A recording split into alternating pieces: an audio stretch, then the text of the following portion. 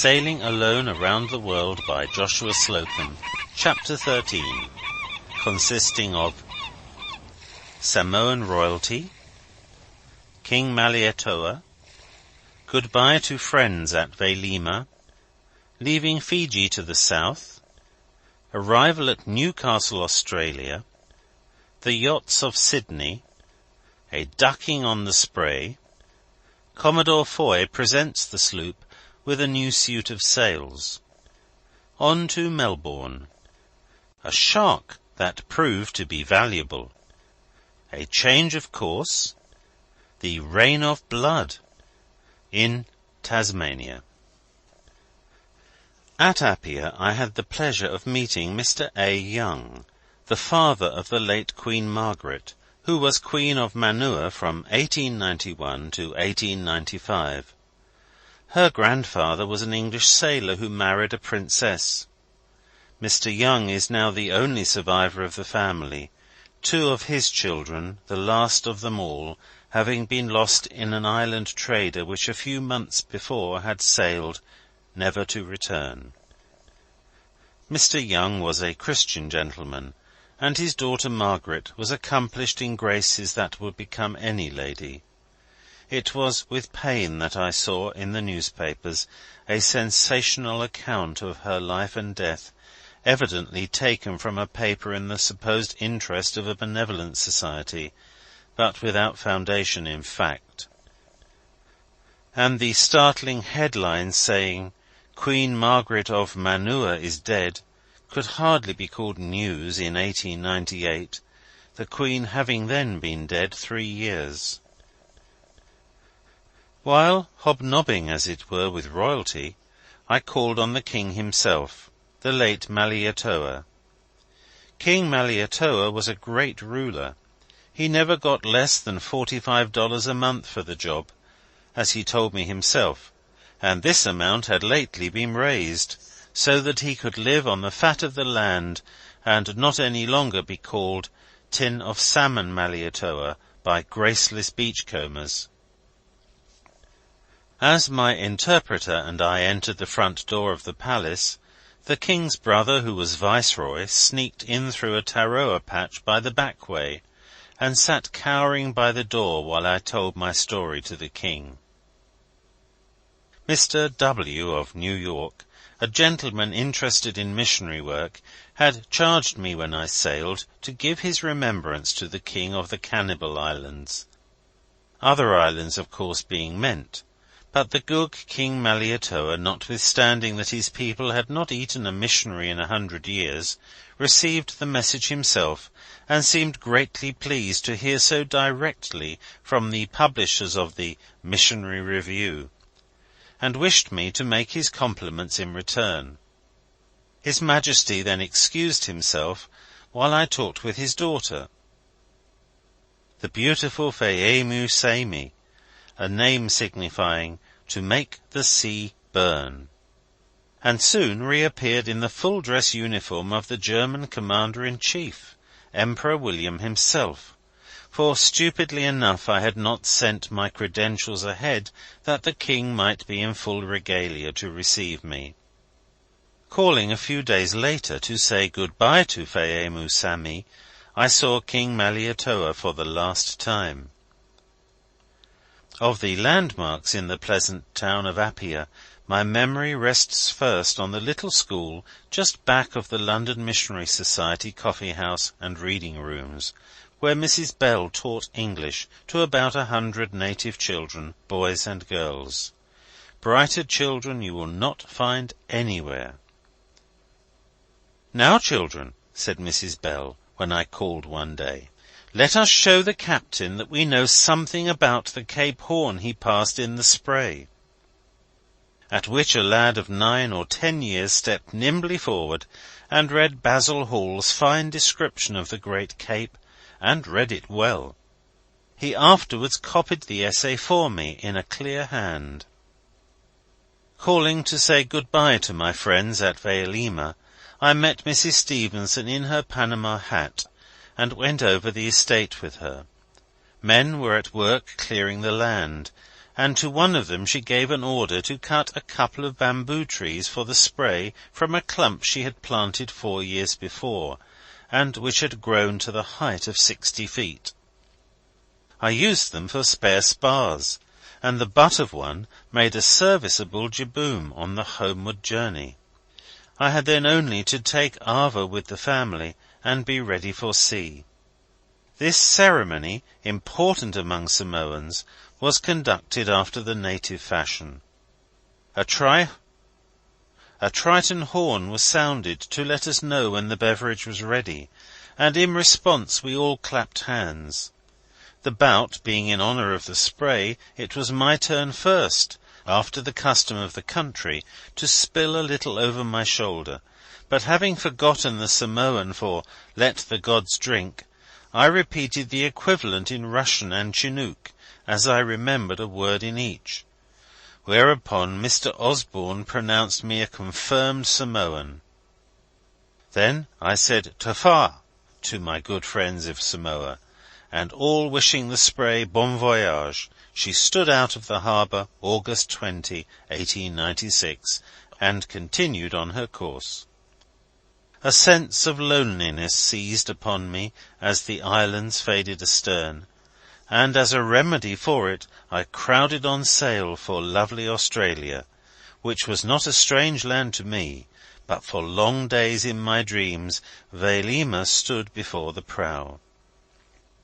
The spray had barely cleared the islands when a sudden burst of the trades brought her down to close reefs, and she reeled off 184 miles the first day, of which I counted 40 miles of current in her favour.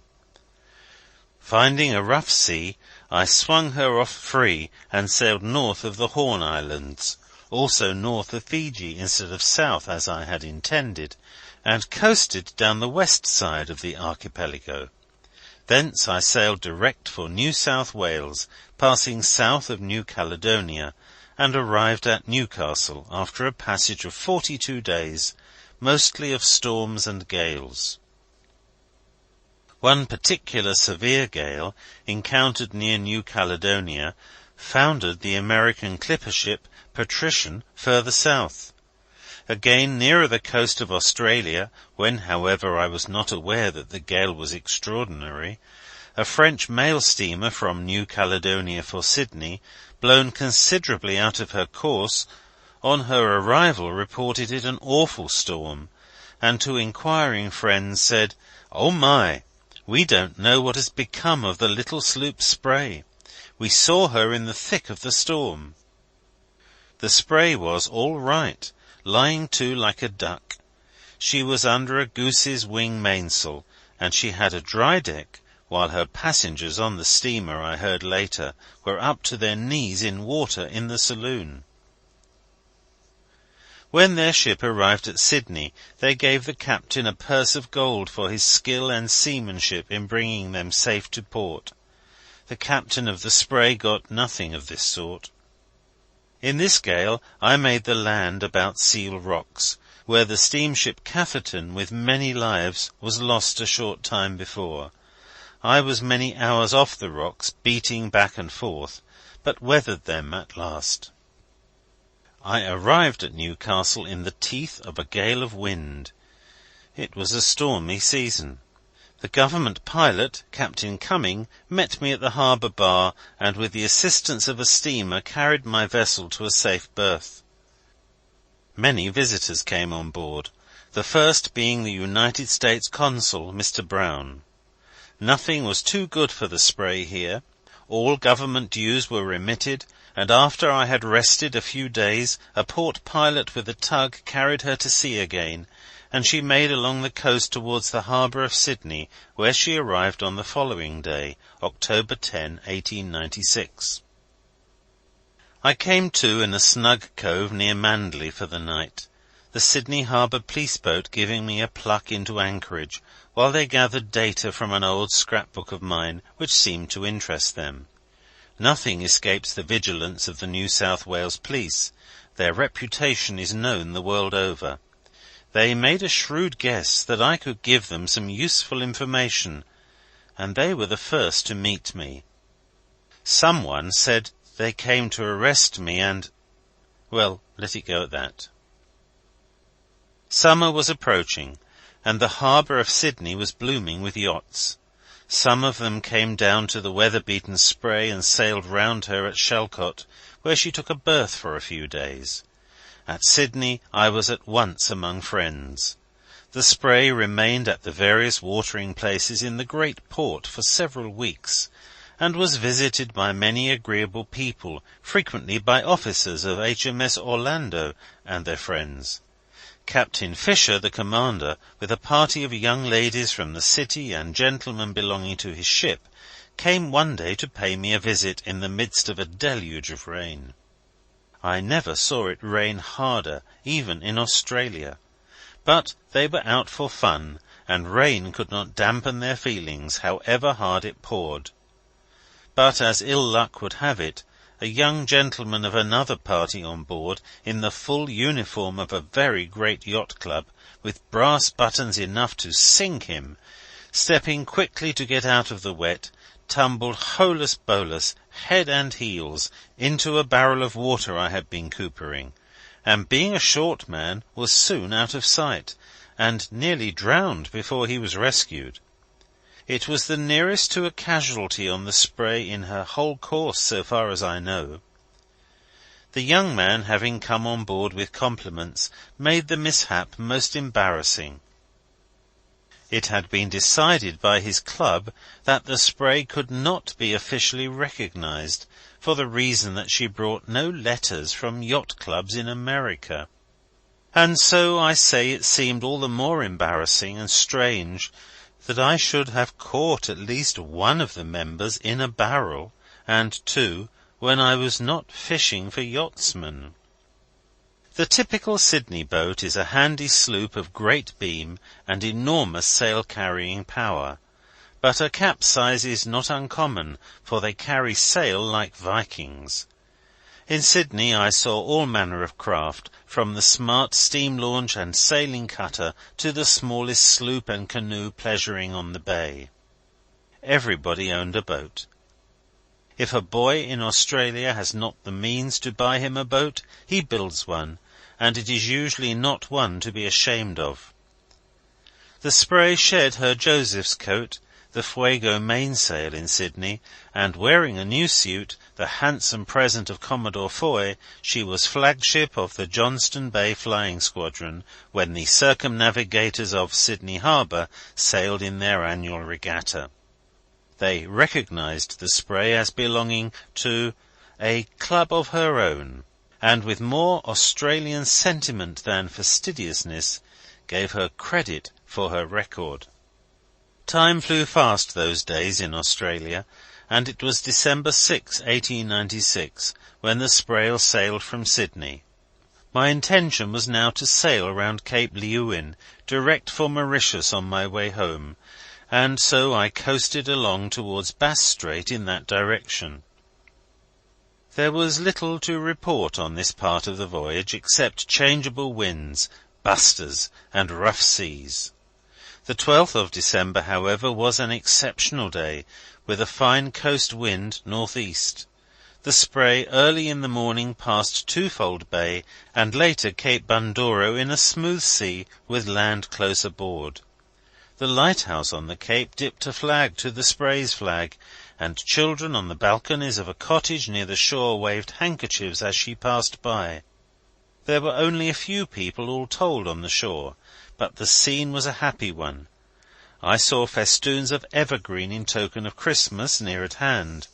I saluted the merrymakers, wishing them a Merry Christmas, and could hear them say, "I wish you the same."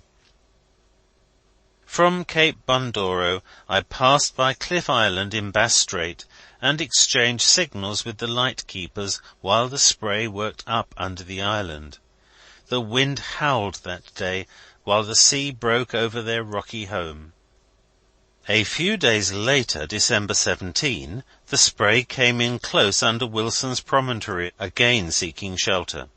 The keeper of the light at that station, Mr. J. Clark, came on board and gave me directions for Waterloo Bay, about 3 miles to leeward, for which I bore up at once, finding good anchorage there in a sandy cove protected from all westerly and northerly winds. Anchored here was the ketch Secret, a fisherman, and the Mary of Sydney, a steam ferry boat fitted for whaling. The captain of the Mary was a genius, and an Australian genius at that, and smart.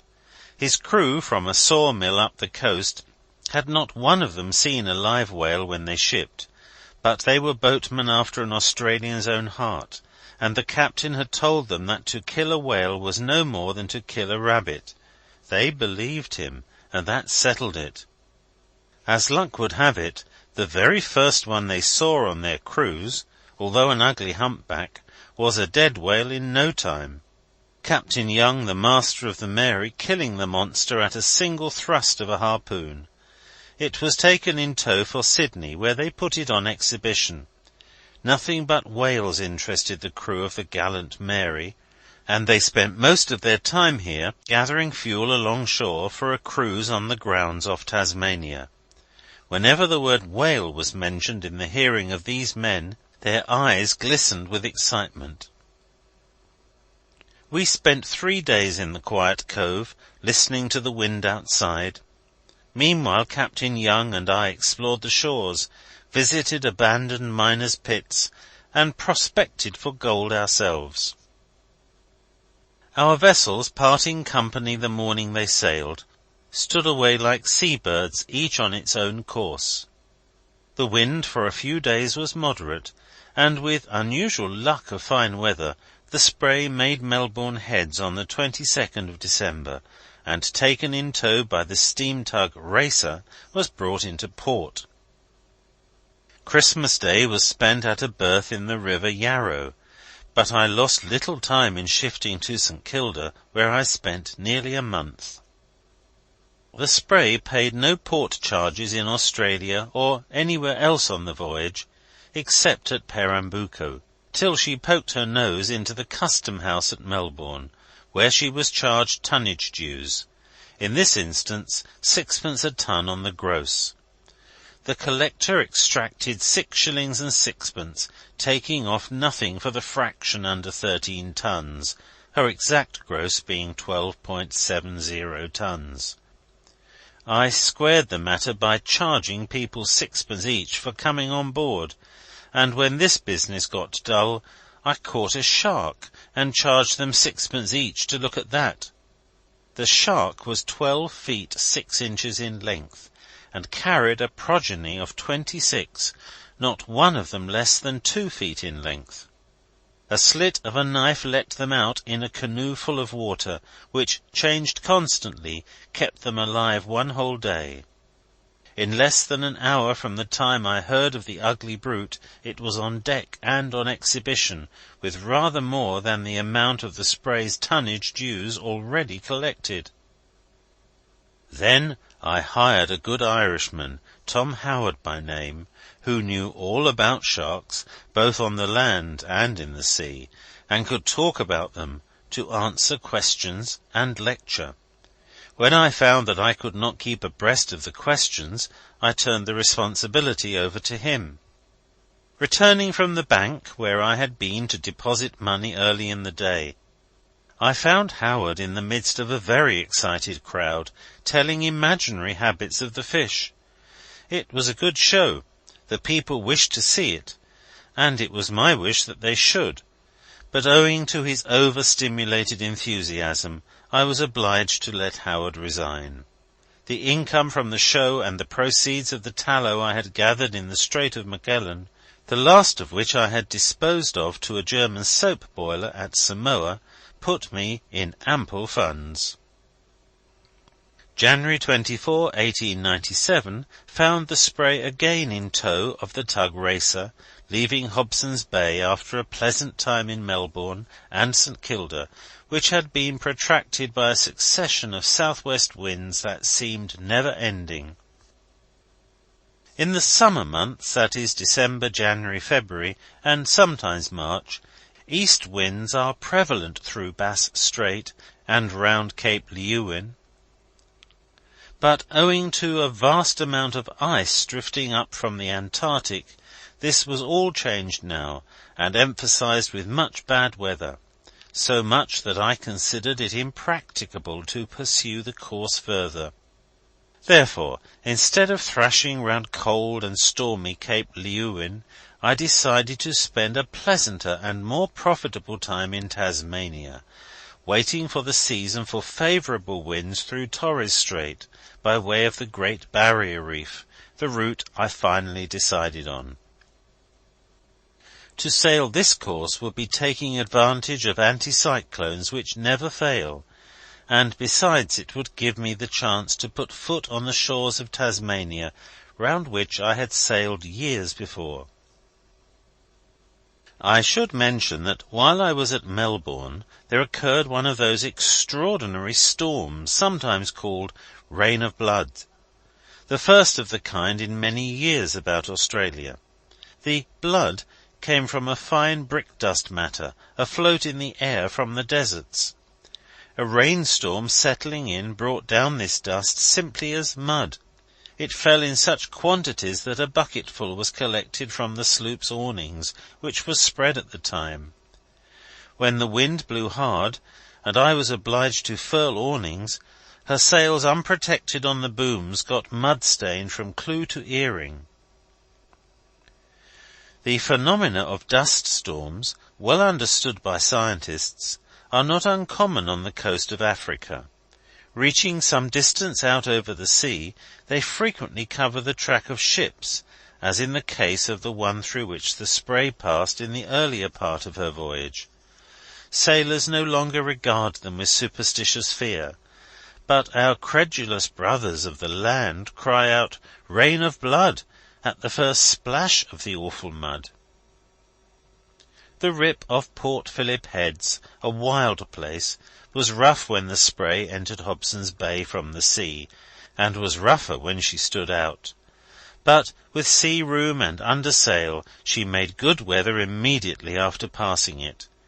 It was only a few hours' sail to Tasmania across the strait, the wind being fair and blowing hard.